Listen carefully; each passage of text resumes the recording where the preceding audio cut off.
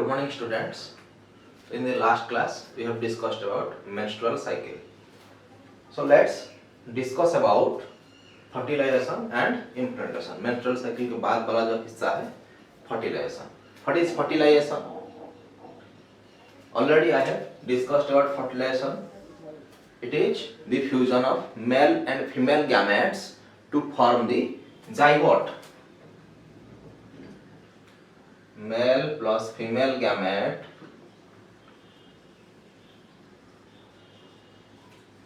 दोनों मिलके क्या बनाएंगे ना zygote. Zygote is 2n or we can say it's diploid. Here ये n है, ये n है. During copulation, semen is released into vagina by penis. ये क्या है ना इंसेमिनेशन प्रोसेस है. इन दैट जो चैप्टर में शुरू कर रहा था, स्टार्ट कर रहा था, उसी टाइम में मैं इंसेमिनेशन प्रोसेस के बारे में बोल रहा था. ये क्या हुआ ना थ्रू इंसेमिनेशन प्रोसेस क्या होगा ना स्पर्म्स और male gametes are introduced into the female reproductive tract और we can say are introduced into vagina.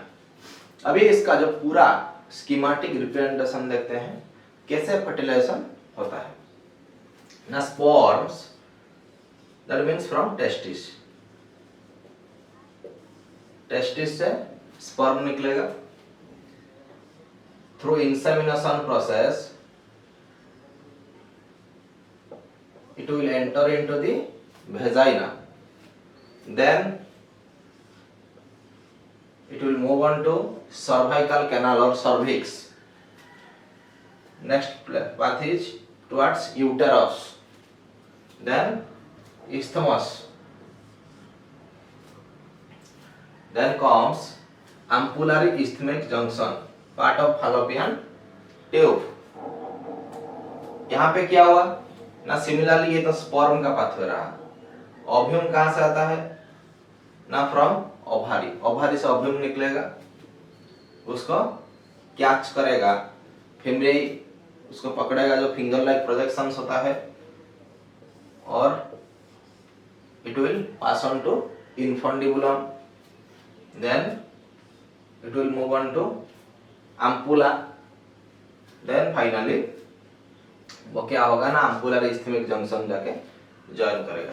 इसी जगह पे ये नाम याद रखना एम्पुलर इस्थमिक जंक्शन. इसी जगह पे क्या होगा ना फर्टिलाइजेशन होता है. So the site of fertilisation is ampullary isthmic junction. यहाँ पे एक मैं इंपॉर्टेंट पॉइंट बताना जा रहा हूँ कि क्या है ना all fertilizations do not lead to pregnancy. अगर कपुलेशन हो गया we can not say that pregnancy will occur. Fertilization occurs only if both sperms and ovum are transported simultaneously. अगर sperms ovum एक साथ उनका ट्रांसपोर्ट हुआ तो फिर फर्टिलाइजेशन होगा. अगर एक साथ उनका ट्रांसपोर्टेशन नहीं हुआ तो फर्टिलाइजेशन नहीं हो पाएगा. Sperms and ovums are transported simultaneously. Hence, all copulations do not lead to fertilization and pregnancy. याद रखना क्वेश्चन में ऐसा आता है why all copulations do not lead to fertilization and pregnancy. अभी देखते हैं फर्टिलाइजेशन का मैकेनिज्म क्या है. Mechanism of fertilisation. ये जो लास्ट मैंने बताया था फर्टिलाइजेशन में एक स्पर्म का रिक्वायरमेंट होता है और एक ओव्यूम का रिक्वायरमेंट होता है. यहाँ पे क्या होगा ना sperm attaches to the zona pellucida layer of secondary oocyte. जब सेकेंडरी oocyte का जो 4 लेयर था मैंने जो लास्ट क्लास में बता रहा था oolemma, vitelline membrane, zona pellucida, corona radiata. So ये जो जोना पेलुसिडा लेयर में ये क्या होगा ना स्पर्म के वहीं पे अटैच होगा. It secretes a chemical called anti-fertilizing. ये बहुत इंपॉर्टेंट टर्म है एंटी फर्टिलाइजिन. इसको याद रखना. Anti fertilizin is secreted by sperm. And fertilizin is secreted by the ovum. इसको याद रखना, ज्यादातर बच्चे क्या करते हैं ना, उसको रिवर्स कर देते हैं। तो यहाँ पे क्या होगा ना, ये जो एंटी फर्टिलाइजिन एंड फर्टिलाइजिन उनका जो इंटरेक्शन है इट्स लाइक लॉक एंड की। वो जो इंटरेक्शन है उसको हम टेक्निकली बोलते हैं क्या ना, agglutination reaction.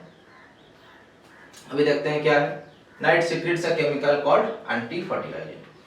Similarly the secondary oocyte, और जो कि हम we are saying that so called ovum, जो फ्यूचर ओव्यूम है, it secrete a chemical substance called fertilizin, which इसका काम क्या है, ये जो एंटी फर्टिलाइजिन और फर्टिलाइजिन का काम क्या है, which recognises the anti fertilizin of allied species. ये बहुत इंपॉर्टेंट टर्म है। अलाइड स्पीशीज का मतलब क्या है ना, कंसर्न स्पीशीज। एक टाइगर के साथ ही रिप्रोडक्शन कर सकता है, एक ह्यूमन बीइंग के साथ ही रिप्रोडक्शन करता है। Although there are some inter specific hybridizations, but these are all are occurring in laboratory conditions. It may not occur in nature. So यहाँ पे क्या होगा ना, क्या उसका जो मेन टेक्निकल डिसिमिलरिटी क्या है, मेन टेक्निकल इवेंट क्या है ना, यहाँ पे अगर एक हॉर्स का स्पर्म लेके मैं एक टाइगर को दूंगा तो उसका जो एंटी फर्टिलाइजिन होगा वो फर्टिलाइजिन को रिकॉग्नाइज नहीं कर पाएगा, या फिर वो vice versa, fertilizin anti fertilizin को रिकॉग्नाइज नहीं कर पाएगा। इफ ये जो रिएक्शन है इट्स प्योरली केमोटैक्सिस, ये केमिकल, ये दोनों ही केमिकल है। सो ये याद रखना, एक स्पीशीज का दूसरा स्पीशीज का साथ ही ब्रीडिंग हो सकता है या फिर रिप्रोडक्शन हो सकता है। The fertilizing and anti-fertilizing interaction is highly species specific. That means it will reproduce with concerned species, act as lock and key, and interact in a reaction known as agglutination reaction. ये याद रखना, इनके बीच में जो reaction चलता है उसको हम एग्लूटिनेशन रिएक्शन बोलते हैं। 1 मार्क शॉर्ट क्वेश्चन आता है। ये एग्लूटिनेशन रिएक्शन का सिग्निफिकेंस क्या है ना, ये क्यों होता है ना, to reduce polyspermy. What is polyspermy? Poly का मतलब क्या है ना, many. Spermy is derived from sperm, that means ये जो एग्लूटिनेशन रिएक्शन क्या करता है ना, एट ए टाइम जो मोर देन 2 स्पर्म्स, ये क्या एक ही स्पर्म फर्टिलाइज करेगा ओव्यूम को। ये पॉलीस्पर्मी मेथड से क्या होगा ना, not more than 1 sperm is introduced into the ovum. Ovum एक के अलावा और कोई स्पर्म को अपने अंदर नहीं जाने देगा। सो ये पॉलीस्पर्मी का प्रोसेस है। With the help of lytic enzymes, हम लोग लाइटिक एंजाइम के बारे में पढ़ा था, जो कि आक्रोजम से था। आक्रोजम जो स्पर्म के टिप में होता है उसमें था क्या क्या ना, hyaluronidase, CP corona penetrating enzyme, और we can say that CP and zonalysin और एक्रोसिन।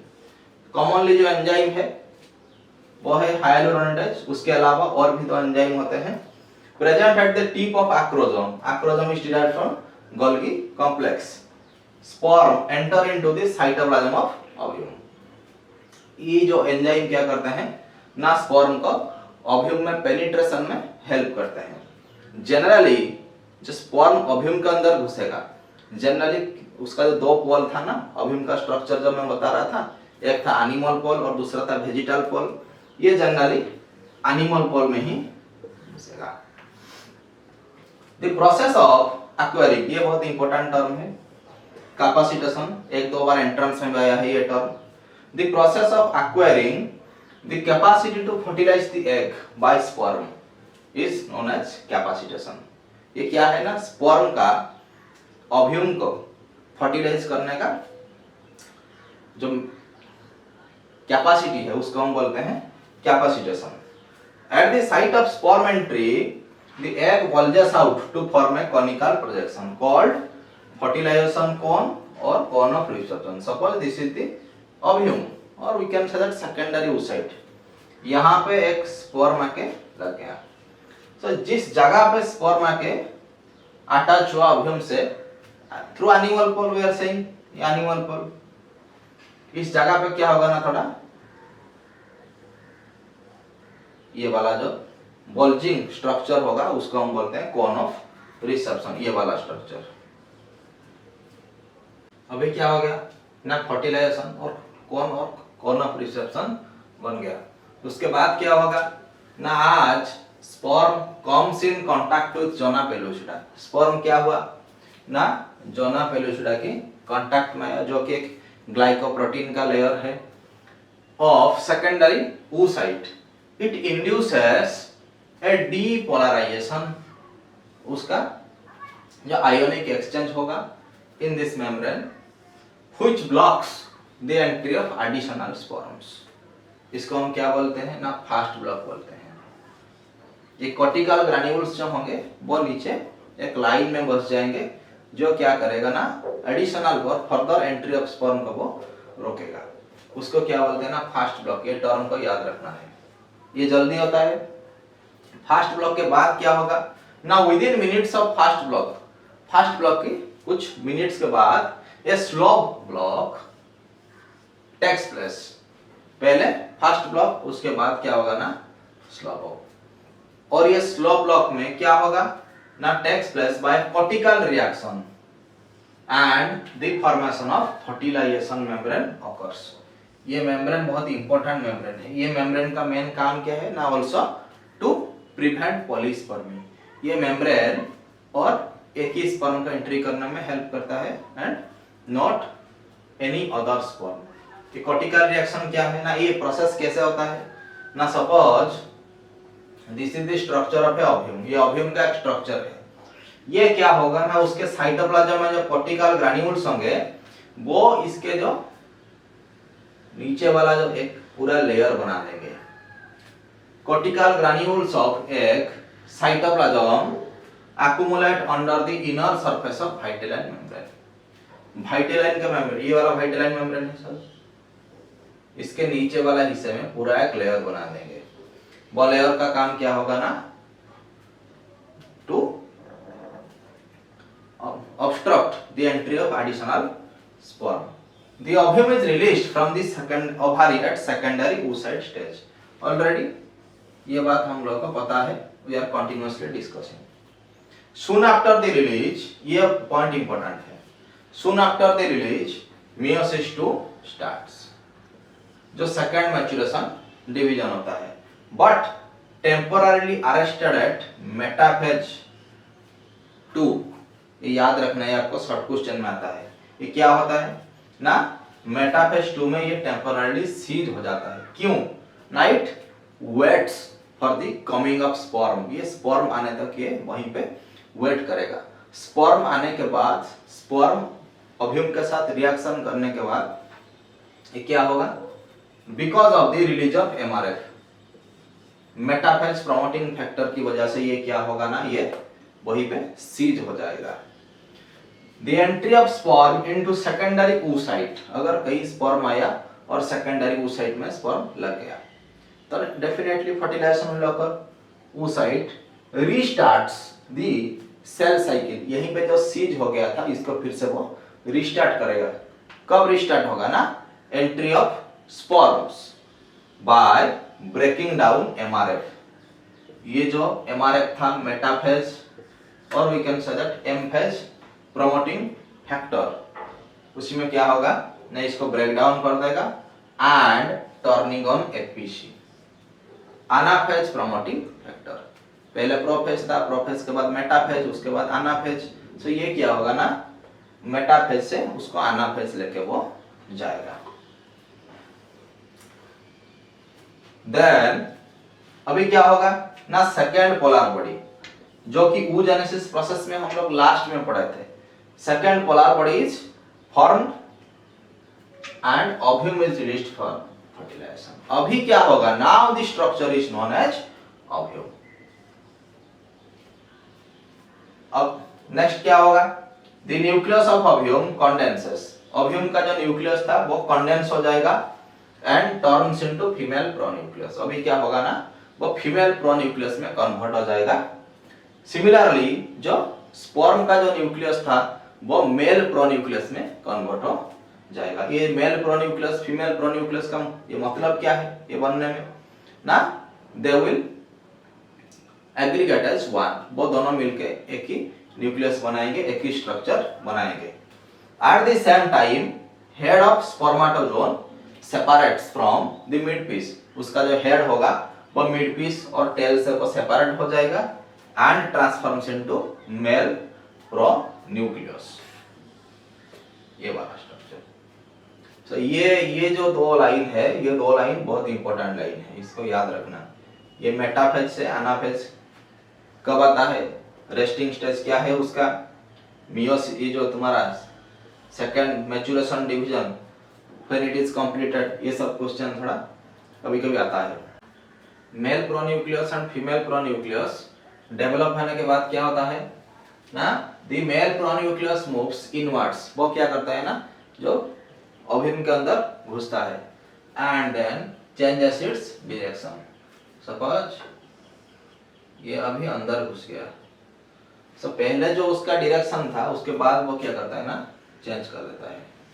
सो उसका इसीलिए दो पाथ है, एक है इनिशियल पाथ और जो है secondary path. The initial path is known as penetration path, क्योंकि इस पाथ में वो ओव्यूम के अंदर घुसता है, and the second path is known as copulation path.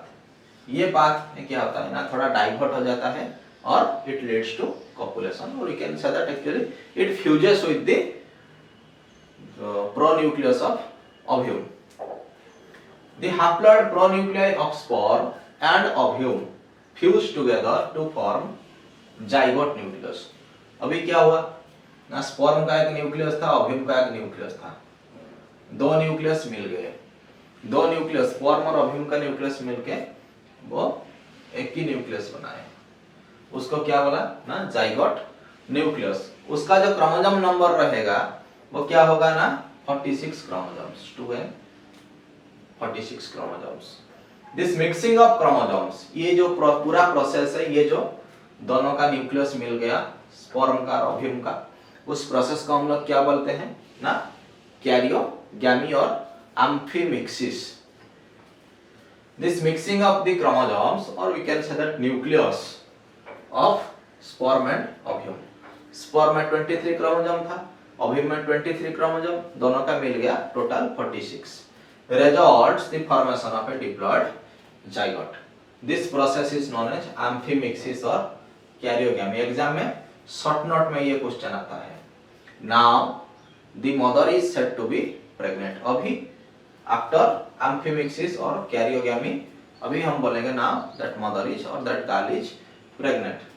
Cairo का मतलब क्या है, न्यूक्लियस, गैमी का मतलब क्या है ना, फ्यूजन। सो दोनों का nucleus, male and female pronucleus मिल जाता है। ड्यूरिंग दिस इवेंट, ये पूरा जो इवेंट चल रहा है इसमें क्या होगा ना, ऑल जेनेटिक, इसका पूरा जो मुद्दा क्या है, पूरा जो इतना जो फर्टिलाइजेशन उसका प्रोसेस, जो मेन उसका मोटो क्या है ना, all genetic information is transferred from both parents to their child. Suppose mother का कुछ जेनेटिक इंफॉर्मेशन है, फादर का कुछ जेनेटिक इंफॉर्मेशन है, वो information simply it will transfer to its offspring और child, and the gender of the child is determined by the father, determined by father. ये बहुत इंपॉर्टेंट टर्म है। In our society everyone is blaming to that girl partner or woman partner for delivering a baby girl, but actually ये baby girl हो या फिर baby boy हो, who is responsible for baby girl or baby boy ना, particular father is responsible. Father determines the sex of the child. Child का sex को कौन determine करता है ना, father। कैसे ना, if the sperm carries Y chromosome, अगर स्पर्म का Y क्रोमोसोम रहा, then the child will be a boy, and if the sperm carries X chromosome, child will be girl। Sperm का कैसे, जो मेल पार्टनर उसका क्या होगा ना, X Y क्रोमोसोम, फीमेल का क्या होगा X क्रोमोसोम। तो यहाँ पे क्या हो गया ना, दिस इज हेटेरोगैमेटिक, दो टाइप का गैमेट है, ये होमोगैमेटिक वन टाइप का गैमेट है। सो अगर ये X से फ्यूज होता है तो क्या होगा ना, it will B A baby girl. अगर ये Y X से फ्यूज हो जाता है so it will be a baby boy. So here clearly the male partner determines the sex of the particular child, not the female partner, because female is homogametic. female का कोई यहाँ पे role नहीं है, mail का ही सब role है। अभी देखते हैं क्लीवेज और we can say the implantation of blastocyst। जो कैसे जाइगोट तो बन गया, जाइगोट के बाद वो कैसे इम्प्लांट होता है जो फीमेल रिप्रोडक्टिव ट्रैक्ट में। ना क्लीवेज क्या है ना, it is a process of repeated mitotic division. यहाँ पे क्या होता है ना, एक सेल बार बार डिवाइड करता है of the zygote to form a solid mass of cell called morula. याद रखना मोरुला, मोरुला कब होगा ना, the zygote will be called as morula when it has 8 to 16 blastomeres, or we can say that cells. The morula is solid in structure and without any cavity or liquid. उसका अंदर कोई cavity नहीं, वो पूरा जो solid mass है। Cleavage starts as the zygote moves through isthmus. वो क्या होगा, क्लीवेज कब शुरू होगा ना, जाइगोट जब टुवर्ड्स यूटेरस मूव कर रहा होगा उसी टाइम में क्लीवेज शुरू होगा। First cleavage after 30 hours of fertilization, fertilization के ठीक 30 घंटे के बाद क्या होता है ना, पहला वाला क्लीवेज शुरू हो जाता है। 40 आवर्स के बाद क्या होता है ना, सेकंड क्लीवेज, एंड अब third cleavage starts after 72 hours of fertilization. So ये जो ड्यूरेशन का याद रखना। अगेन यहाँ पे क्या हुआ ना, मोरुला बन गया। The morula is continue to divide, morula क्या होगा ना, फिर से वो डिवाइड करना शुरू करेगा and changed into a hollow mass of cells called blastula और ब्लास्टोसिस्ट। ये ब्लास्टोसिस्ट के अंदर जो कैविटी है उसको हम बोलते हैं ब्लास्टोसिल। तो पहले क्या था, पहले था gamete, male gamete female gamete. Gamete के बाद क्या आया ना, जाइगोट, जाइगोट के बाद morula, that to 8 to 16 cell stage. उसके बाद क्या आएगा ना, blastula. The blastomeres in blastocyst, ये जितना भी सेल्स होंगे, suppose this is one cell, this is a zygote, ये जाइगोट ऐसे डिवाइड करेगा 2 4 8 ऐसे को डिवाइड करेगा, सेल का नंबर उसका इंक्रीज होता जाएगा। सो क्या होगा ना, उसके अंदर जो सेल्स हो गए उसका भी अरेंजमेंट शुरू होगा, क्योंकि बहुत सारे सेल हो गए हैं ना, into A outer layer and inner layer. वो जो बाहर वाला लेयर उसको हम क्या बोलेंगे ना, ट्रोफोब्लास्ट लेयर, और जो इनर वाला लेयर होगा उसको हम बोलते हैं, सपोज ये 2 लेयर का हो गया।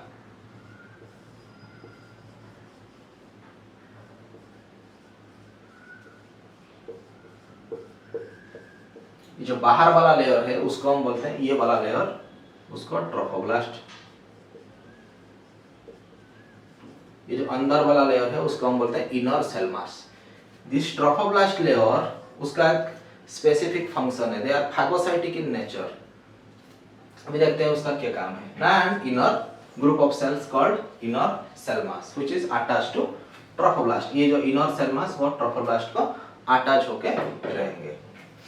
Trophoblast is attached to endometrium. ये ट्रोफोब्लास्ट क्या करेगा ना, एंडोमेट्रियम में अटैच होगा। Digest and engulf the uterine walls. इसका काम क्या है ना, मैंने बोला फागोसाइटिक इन नेचर, वो यूटेराइन वॉल को डाइजेस्ट कर देगा एंड कवर द ब्लास्टोसिस्ट। उसके बाद क्या होगा, the blastocyst is fully embedded in the endometrium. Blastocyst endometrium के अंदर घुस जाएगा and implantation will start. Implantation कब होता है ना, आफ्टर 7 days ऑफ फर्टिलाइजेशन। ये डे को याद रखना, फर्टिलाइजेशन के 7 दिन के बाद क्या होता है ना, इम्प्लांटेशन होता है। अगर 7 दिन के बाद इम्प्लांटेशन हुआ then the pregnancy will go on, otherwise it will be terminated. So यहाँ पे क्या होगा, ये ब्लास्टोसिस्ट से क्या होगा ना, फिंगर लाइक प्रोजेक्शंस कुछ बनेंगे, उसको हम बोलते हैं कोरियोनिक विली बोलते हैं, कोरियोनिक विली। इसका काम क्या है ना, मदर बॉडी से न्यूट्रिएंट को, वो जो एम्ब्रियोनिक डेवलप, जो एम्ब्रियो डेवलप हो रहा है उसको देना, which derive nutrient material with in the uterus of mother. वो मदर की बॉडी से न्यूट्रिएंट मटेरियल को डिराइव करके वो जो एम्ब्रियो को देना है। ट्रोफोब्लास्ट सीक्रेट्स, और क्या काम है ये ट्रोफोब्लास्ट लेयर का? इट सीक्रेट्स एचसीजी, मैंने कल पढ़ाया था एचसीजी का काम क्या था। HCG to maintain corpus luteum and secrete progesterone which ultimately maintains the pregnancy. Fertilization से इम्प्लांटेशन तक जो पूरा इवेंट था वो इन डिटेल अभी डायग्रामेटिकली देखते हैं। क्या हुआ ना, फर्टिलाइजेशन इस जगह पे हुआ, ampullary isthmic junction, or we are saying that fallopian tube. So the egg is released from here.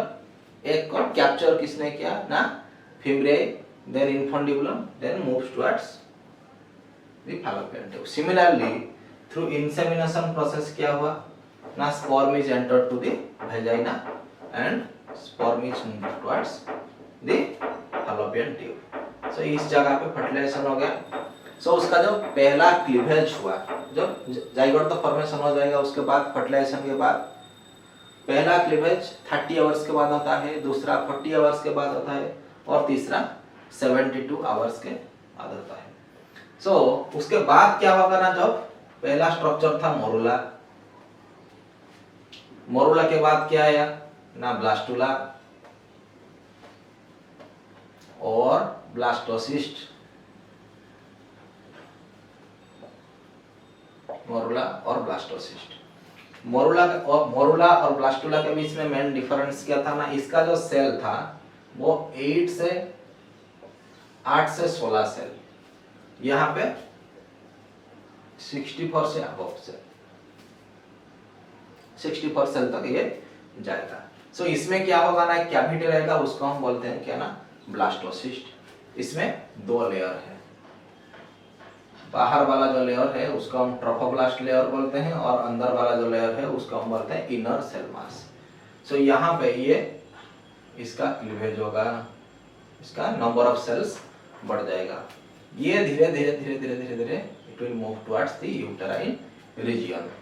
कैसे आएगा ना, through the ciliary epithelium as well as the mucus, mucus यहाँ पे हेल्प करेगा। तो यहाँ पे आने के बाद क्या होगा ना, ये इस जगह पे बैठ गया। There is very much possibility that it may be expelled out from the female body, female के बॉडी के बाहर भी ये आ सकता है। इसीलिए वो क्या करता है ना, ये जो ट्रोफोब्लास्ट लेयर ये बाहर थे, they simply engulf the uterine endometrium, uterus का जो एंडोमेट्रियम होता है ना, उसको वो एनगल्फ कर लेते हैं, खा लेते हैं। खा लेने से बाद क्या होगा ना, इट विल सम डिप्रेशन, कुछ ऐसे पर्सन आ जाएगा और उसके अंदर वो खुद को अकोमोडेट कर देंगे। और क्या होगा ना, यूटेरस का जो सेल होगा उसको हील कर देगा। अभी ये स्ट्रक्चर आ गया, वो धीरे धीरे धीरे धीरे बच जाते हैं आराम से, और यूटेरस का सेल उसको हील कर देता है। उसके बाद क्या होगा ना, ये ट्रोफोब्लास्ट लेयर जो था वो एचसीजी हार्मोन सिक्रीशन करेगा, ह्यूमन कोरियोनिक गोनाडोट्रोपिन, जो कि प्लासेंटा से, ये प्लासेंटा फॉर्मेशन होगा जो कि प्लासेंटा से आता है। एचसीजी क्या, उसका मेन काम क्या है ना, it maintains the corpus luteum, corpus luteum पढ़ाया था, and which secretes progesterone hormone and as well as maintains the pregnancy. So trophoblast layer का काम क्या था ना, phagocytosis, and it helps in embedding, और यहाँ पे बसने के लिए वो हेल्प करता है यूटेरस में।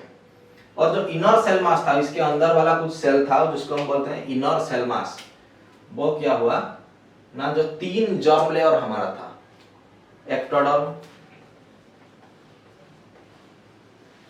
मेसोडर्म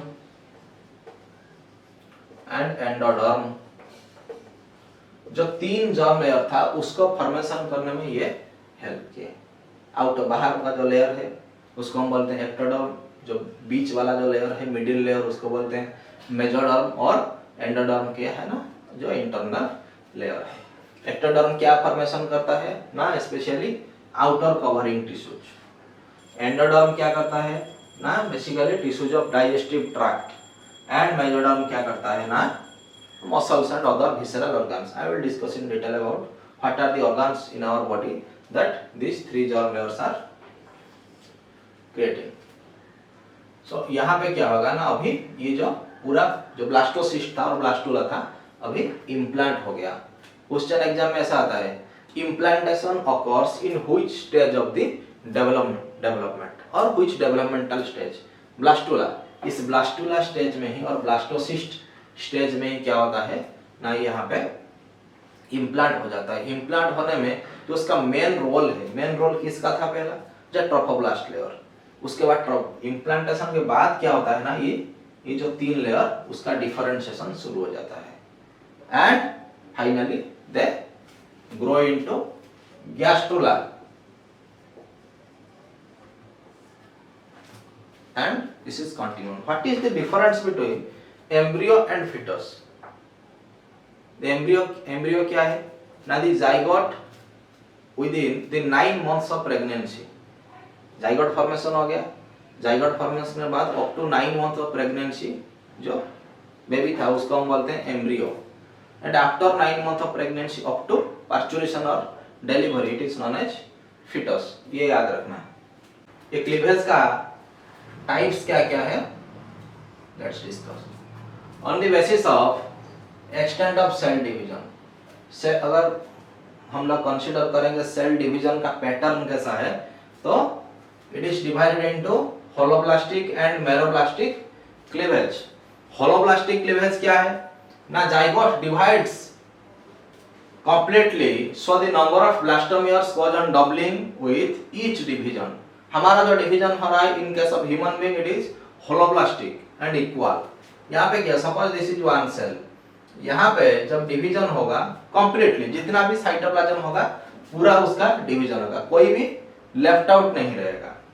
होलोब्लास्टिक इक्वल में क्या होता है ना, होलोब्लास्टिक इक्वल में क्या होता है ना, suppose this is one cell and cleavage is going on. अगर क्लीवेज हो गया तो ये दो, जब ये 2 डॉटर सेल आएगा, 2 नया सेल आएगा, ईच सेल का जो हिस्सा होगा, जो साइटोप्लाज्मिक कंटेंट होगा वो सेम टू सेम रहेगा, इक्वल प्रोपोर्शन में उसका डिवीजन होगा। Blastomeres are of same size, जो 2 ब्लास्टोमियर हो गए उसका सेम साइज, अगर 4 हो गया तो फिर 4 का साइज सेम रहेगा। ये कहाँ मिलेगा ना, alecithal and microlecithal eggs in case of human being. Alecithal micro ये जहां यॉक कंटेंट नहीं है या फिर अगर है तो बहुत माइन्यूट क्वांटिटी में है। होलोब्लास्टिक अनइक्वल में क्या है ना, स्मॉलर, यहाँ पे क्या होता है ना, एक बड़ा वाला हिस्सा हो जाता है और एक छोटा वाला हिस्सा हो जाता है, लाइक दिस ओनली। ये एक बड़ा वाला पोर्शन हो गया, इसको मेगामियर बोलते हैं, एंड ये छोटा वाला हिस्सा हो गया उसको माइक्रोमियर बोलते हैं।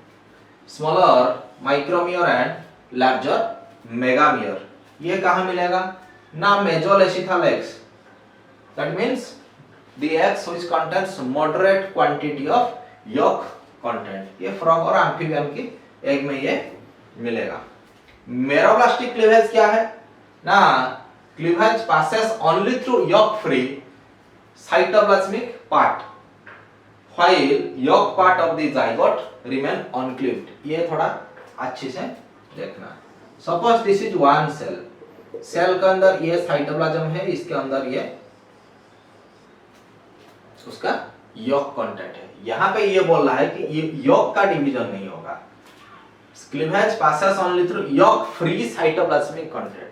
ये जो साइटोप्लाज्म है, साइटोप्लाज्म का डिवीजन होगा, अगर ये फिर यॉक यहीं पे है तो फिर ऐसा डिवीजन होगा, यॉक बाहर सेपरेटेडली रह जाएगा, तो यॉक का यहाँ पे डिवीजन नहीं होगा। पॉलीलेसिथल एग में दिखाई देगा। पॉलीलेसिथल मतलब क्या है ना, the eggs which contain more number of yolk, more content of yolk, जो रेप्टाइल्स के एग, बर्ड्स के एग, इनमें ये दिखाई देगा। सिमिलरली ये तो एक बेसिस गया। दूसरा बेसिस क्या है ना, फेट ऑफ ब्लास्टोमियर। यहाँ पे देखते हैं अगर ब्लास्टोमियर का फेट के हिसाब से कैसे यहाँ पे क्लीवेज होता है ना, डिटरमिनेट और मोजाइक क्लीवेज। यहाँ पे क्या होता है, this is prefixed, we can say prefixed. Fate of blastomere is fixed, already ये फिक्स्ड होता है। So complete embryo is formed only when all blastomeres are present. अगर ये फिक्स्ड हो तो कंप्लीट एम्ब्रियो कब होगा ना, when all blastomeres, suppose some एक एम्ब्रियो को यहाँ पे फॉर्मेशन होने के लिए 16 ब्लास्टोमियर चाहिए, that means the embryo will be formed only after the attachment of 16 blastomere, not 8, not 10। अगर एक भी ब्लास्टोमियर कम हो गया तो फिर फॉर्मेशन नहीं हो सकता। आनेलिडा में ये सब दिखाई देता है, सेगमेंटेड बॉडी इनका है, इसमें ये दिखाई देता है। यहाँ पे क्या होता है, इनडिटर्मिनेट और इक्विपोटेंशियल, यहाँ पे ऐसे प्रीफिक्स्ड कुछ नहीं है।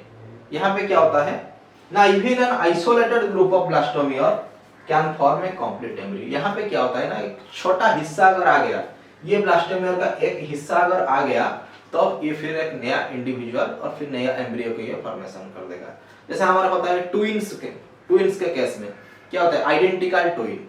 आइडेंटिकल ट्विन में क्या होता है ना, उसका ये जो क्लीवेज,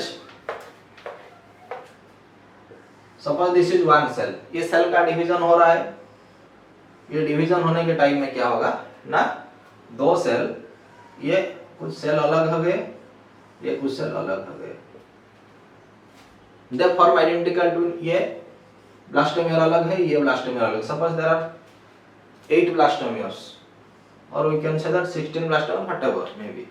सो यहाँ पे कुछ अलग हो गया, यहाँ पे कुछ अलग हो गया, and these blastomeres will grow as an embryo and this blastomere will grow as an embryo, but they remain attached to one placenta। इनके अंदर एक प्लासेंटा रहेगा। इसलिए क्या होगा ना, जब मोनोजाइगोटिक ट्विन होता है और फिर आइडेंटिकल ट्विन होता है, they will be of same sex, अगर हो सकते हैं, या फिर 2 are of male और 2 are of female, 2 बॉय हो सकते हैं या फिर 2 गर्ल हो सकते हैं। ऐसे एक बॉय और एक गर्ल नहीं हो सकते। It is possible in case of dizygotic twins, वो अलग कैसे, in genetics chapter I will teach all this things. अभी देखते हैं क्या ना, उसका पैटर्न के हिसाब से क्लीवेज का क्या क्या बेसिस, क्या क्या टाइप्स है ना। पहला वाला है क्या ना, रेडियल क्लीवेज, मैंने पढ़ाया था, radial symmetry, bilateral symmetry, asymmetry. So यहाँ पे क्या है ना, रेडियल सिमेट्री का मतलब क्या है ना, we can divide the body of that particular animal in any plane along the main axis of the body. Bilateral में क्या होगा ना, only in length wise we can cut the body into 2 equal halves. और asymmetry में क्या होता है ना, we can not symmetrically cut the body of animal. यहाँ पे क्या है ना, रेडियल क्लीवेज में resultant blastomeres are symmetrically arranged around the polar axis and are of same size। इनका साइज सेम रहेगा और arranged around the polar axis।